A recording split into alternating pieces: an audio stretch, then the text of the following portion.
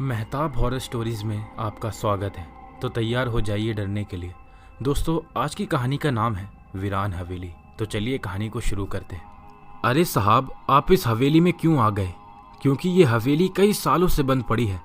कहा जाता है कि इस हवेली में एक औरत की आत्मा रहती है जो किसी को भी हवेली में आने नहीं देती। जो कोई भी हवेली में आने की कोशिश करता है, दूसरे दिन उसकी लाश इस हवेली के बाहर दिखाई देती है। रत्नाकर बहुत दूर से अपनी गाड़ी में बैठकर इस हवेली में आया था, लेकिन ये क्या, हवेली के बाहर तो कुछ लोगों का कहना था कि ये हवेली भूतिया हवेली है। खैर, रत्नाकर ने अपने नौकर भीमा की बात नहीं सुनी और वह भीमा से कहता रहा, अरे भीमा, ये भूत प्रेत कुछ नहीं होते, ये तो बस अपने मन का वहम होता है।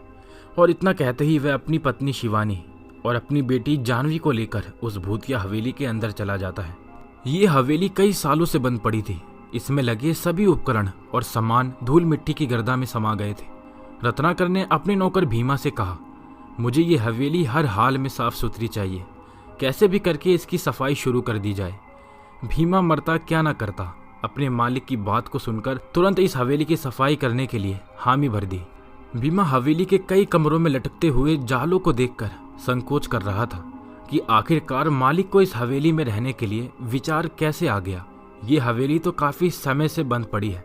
इस हवेली में मकड़ी के जाले और गंदगी बहुत ज्यादा है। पता नहीं आगे हमारे साथ क्या होने वाला है। खैर, भीमा ने डरते हुए हवेली को साफ करना शुरू करवा दिया। 2 दिन में हवेली चमक गई, लेकिन उस हवेली में एक ऐसा कमरा था जो कई सालों से बंद पड़ा था। जब रत्नाकर ने उस कमरे की तरफ निगाह करी तो वह एकदम से ही भीमा के ऊपर भड़क गया और बोला, भीमा, तुमने पूरी हवेली साफ करने का वादा किया था, पर यह कमरा, इसमें तो अभी भी ताला लगा हुआ है। इसको क्यों नहीं खुलवाया और साफ क्यों नहीं किया? इतने में भीमा कहता है, अरे साहब, इस कमरे से आप दूर रहें तो ही ज्यादा अच्छा रहेगा, क्योंकि इस कमरे में ही तो वह भूतनी रहती है। मैं इस कमरे का ताला नहीं खोलूंगा और ना ही कमरे को कभी साफ करूंगा। अगर आप मुझे जान से भी मार देंगे तब भी मैं इस कमरे को नहीं खोलूंगा। खैर, रत्नाकर ने उस कमरे को ना खोलना ही बेहतर समझा और सभी लोग अपने अपने कमरे में रात में सोने के लिए चले जाते हैं। रत्नाकर ऊपर बने हुए कमरे में चला जाता है और शिवानी और जानवी, ये दोनों बगल वाले कमरे में सोने के लिए चले जाते हैं। लेकिन उसी रात के 12 बजे का समय होगा कि अचानक जानवी को नीचे जो कमरा बंद था उसमें से किसी औरत के गाना गाने की आवाज़ सुनाई देती है। तभी जानवी तुरंत जाग जाती है और वह सीधे नीचे उस कमरे की तरफ जाने लगती है। पर उससे हैरानी यहाँ होती है कि ये कमरा तो बंद है, फिर इसके अंदर किसी औरत के गाना गाने की आवाज़ कहाँ से आ रही है। वह जैसे ही कमरे के गेट पर कान लगाकर सुनने की कोशिश करती है कि तभी अचानक आवाज़ बंद हो जाती है और पीछे से नौकर आकर जानवी से कहता है कि बिटिया, तुम यहाँ क्या कर रही हो? जाओ यहाँ से और अपने कमरे में जाकर सो जाओ। जानवी ने जैसे ही भीमा काका की आवाज़ सुनी वो एकदम सिहर सी जाती है और जैसे ही भीमा काका से कुछ कहने के लिए आगे बढ़ती है कि तभी भीमा उससे कहता है कि तुम्हें इस कमरे के आगे नहीं आना चाहिए था। वह चुड़ैल इसी कमरे में रहती है। तभी जानवी कहती है कि मुझे किसी के गाना गाने की आवाज़ आ रही थी और मैं इसीलिए नीचे चली आई। तभी भीमा उसे डांटते हुए बोलता है, नहीं, तुमको यहाँ नहीं आना चाहिए था, जाओ और ऊपर अपने कमरे में जाओ। जानवी डरी हुई और सहमी हुई अपने कमरे में जाकर लेट जाती है, लेकिन वह मन ही मन ये सोचती रहती है कि आखिर उस कमरे में ऐसा क्या है और कौन थी वो औरत जिसकी आवाज़ मेरे कानों में आ रही थी। मैं इसका पता लगा कर रहूँगी। उस रात जानवी सही से सो नहीं पाती। उसे सपने में वही कमरा दिखाई देता है। वह देखती है कि जानवी उस कमरे में जाती है तो कमरा पूरा सफ़ेद धुंध से भर जाता है। जानवी को धुंध की वजह से उस कमरे में कुछ भी दिखाई नहीं देता। तभी वह पास जाकर देखती है कि दीवार पर टंगी हुई बड़ी सी फोटो और उस फोटो में एक औरत की तस्वीर बनी हुई है। तभी उस औरत की आंखों से खून निकल रहा होता है। वह ये दृश्य देखकर डर जाती है और तुरंत चीखती हुई उठ बैठती है। उसके बगल में उसकी माँ सो रही थी कि तभी अचानक उसकी माँ की आंखें खुल जाती हैं और वह उससे पूछती है कि आखिर क्या हुआ, तुम इतना चिल्लाकर क्यों बैठी हो? इतना पूछने पर जानवी बताती है कि मैंने उस कमरे के अंदर बहुत ही डरावना दृश्य देख लिया था।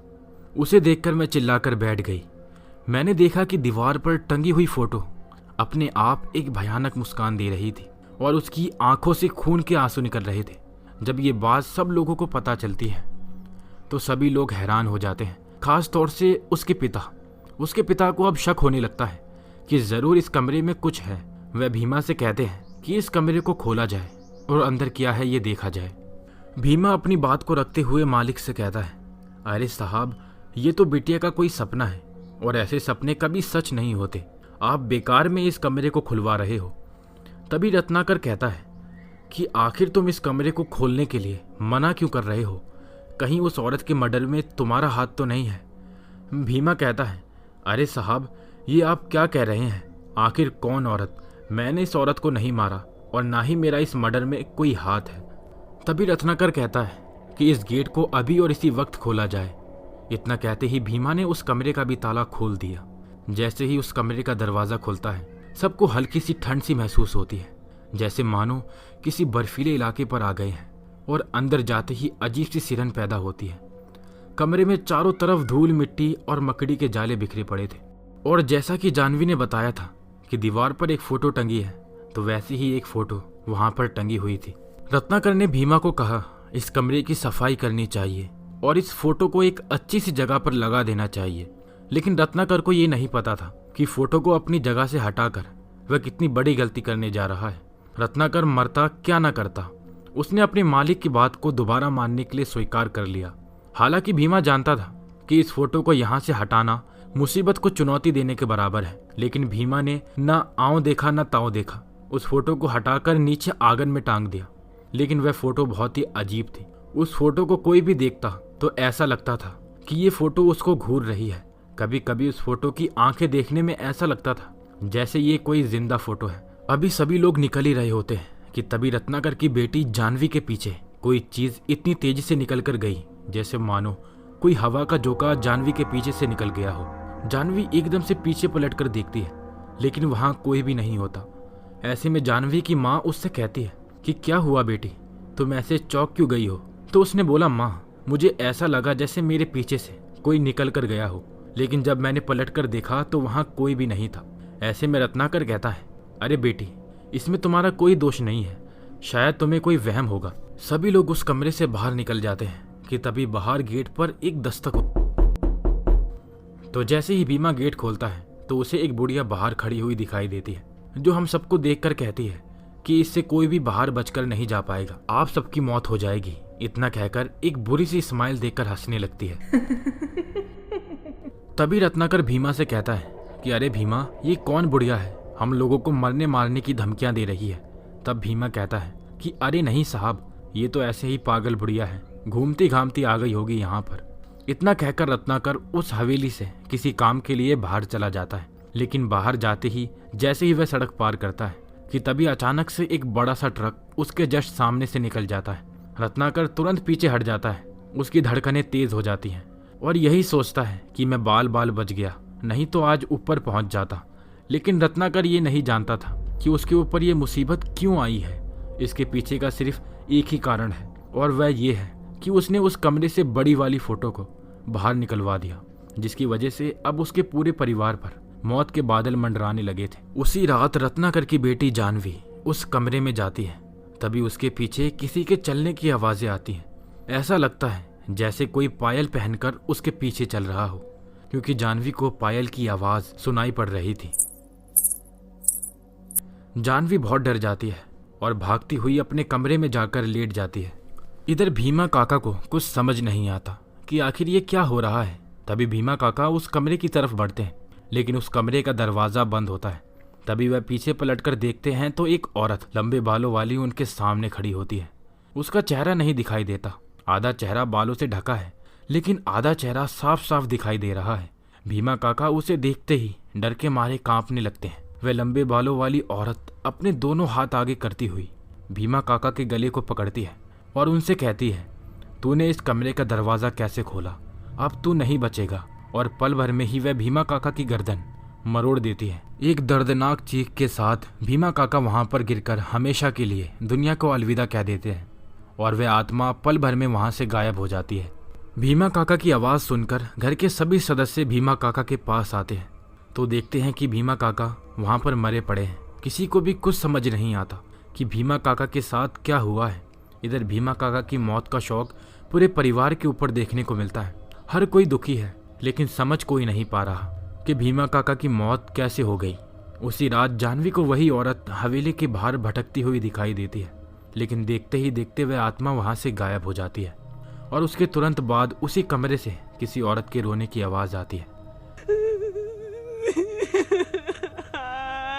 जानवी फिर से उस कमरे के पास जाती है, लेकिन उसे वहां पर कोई नजर नहीं आता। वह कमरे का दरवाजा खोलती है और अंदर चली जाती है, लेकिन देखते ही देखते वहां पर एक सफेद साया जानवी पर हमला कर देता है और उसके 1 मिनट बाद ही जानवी वहां बेहोश हो जाती है। सुबह सबकी आंख खुलती है तो वो देखते हैं कि जानवी उस कमरे में बेहोश पड़ी है, लेकिन इस बार वह जानवी पहले वाली जानवी नहीं होती। वह आत्मा जानवी के शरीर में घुस जाती है और जानवी कुछ अलग ही तरीके से व्यवहार करती है, लेकिन उसके माँ बाप ये बात नहीं जानते। एक रात जानवी अपनी माँ के साथ सो रही थी कि अचानक जानवी उठकर बैठ जाती है और अचानक ही अपने आप से बातें करने लगती है और वह इस तरह से बात करती है जैसे मानो उसके सामने कोई व्यक्ति खड़ा हो। इतने में ही उसकी माँ की आंखें खुल जाती हैं और वह देखती है कि जानवी अकेले में किसी से बातें कर रही है। उसकी माँ ये सब देखकर बहुत डर जाती है और जानवी से पूछती है कि तुम किससे बातें कर रही हो। शिवानी बहुत ज़्यादा परेशान थी और वह सोच में पड़ जाती है कि आखिर मेरी बेटी को क्या हो गया है। इससे पहले तो जानवी के साथ ऐसा कुछ नहीं हुआ था और वह रात में उठकर क्या बातें करती है।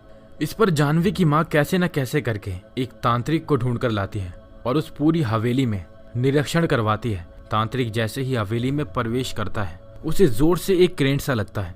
तांत्रिक आंखें बंद करके अपनी सिद्धियों से जान लेता है कि इस हवेली में किस भूतिया आत्मा का साया मंडरा रहा है और वह ये भी जान जाता है कि वह आत्मा जानवी के शरीर पर कब्जा कर चुकी है। तांत्रिक जानवी की माँ से कहता है ये कमरा काफी सालों से बंद था। इस कमरे को मंत्र के द्वारा बंद किया गया था ताकि इस कमरे में बंद आत्मा बाहर ना आ सके, लेकिन आप लोगों ने इस कमरे को खोलकर बहुत बड़ा अनर्थ कर दिया। साथ ही साथ इस कमरे में लगी हुई पेंटिंग जिसमें उस औरत की फोटो लगी हुई थी उसको बाहर निकलवा दिया, जिसकी वजह से वह आत्मा इतनी ज्यादा भड़क गई है और आप सबके लिए संकट का रास्ता बन रही है, जिसकी वजह से आज जानवी की ये हालत हो गई है। जानवी की माँ तांत्रिक से पूछती है कि ये सब तो हम जानते हैं, लेकिन हमें ये पता नहीं चल पा रहा है कि ये आत्मा आखिर क्या चाह रही है और इस आत्मा को इस कमरे में बंद क्यों किया गया था। तांत्रिक एक गहरी सांस लेता है और बोलता है कि इस आत्मा का राज तो ये आत्मा खुद ही बताएगी। अब तांत्रिक उस हवेली में आत्मा को बुलाने की तैयारी शुरू कर देता है। वह सफेद आटे का एक गोला बनाता है और उस गोले के अंदर कुछ लकड़ियां रखता है और एक हवन कुंड रखता है और कुछ सिंदूर रखकर एक तरफ जानवी को बिठाता है और एक तरफ खुद बैठता है। अब वह ये हवन कुंड में लकड़ियां रखकर आग लगा देता है और अपने हाथ में सिंदूर लेकर जानवी के ऊपर उतारता है और सिंदूर को जलते हुए हवन कुंड में झोंक देता है। जैसे ही सिंदूर हवन कुंड में गिरता है जानवी एकदम से तड़पने लगती है क्योंकि उसके अंदर की आत्मा जाग जाती है और वह ये नहीं चाहती कि कोई तांत्रिक उसके ऊपर मंत्र फूके।